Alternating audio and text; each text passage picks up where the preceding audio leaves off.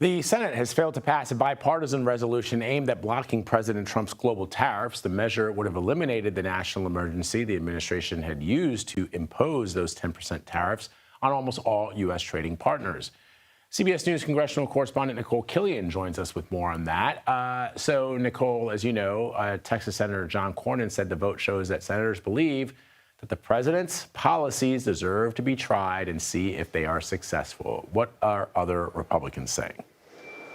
Well, that really has kind of been the line that we have heard from a number of congressional Republicans, whether that's in the Senate or the House, to give the president some runway here with this tariff policy to see if it works, even if, some of their own states and constituents may feel some pain. But look, in terms of that resolution yesterday, obviously there was a Republican who co-sponsored that, Senator Rand Paul, who's been pretty critical of the president's tariff policy. We did see a few moderate Republicans also vote in support of the measure, but at the end of the day, it wasn't enough to get it over the finish line because there were actually two senators absent, most notably Senator Whitehouse on the Democratic side, but also Senator Mitch McConnell on the Republican side. And so it's possible that this resolution could have passed if both of them had been there, but as of now, it was struck down. And after this vote, do Democrats have any leverage to try and pass anything similar? Are they able to make inroads with any Republicans?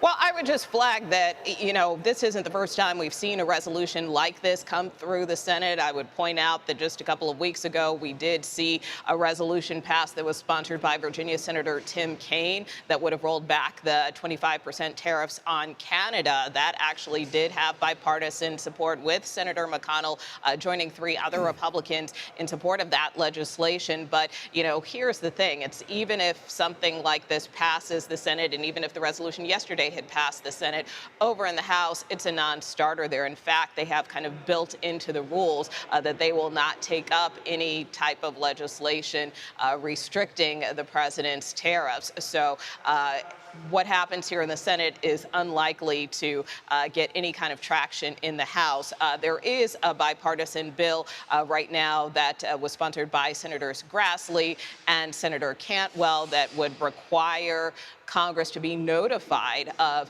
any tariffs that the president imposes. Senator Grassley, again, the Republican who's sponsoring it, says it wouldn't be retroactive with respect to the president's current tariff policy, but that is something that does have bipartisan support both here in the Senate as well as the House. All right, Nikole Killion for us. Thank you, Nikole.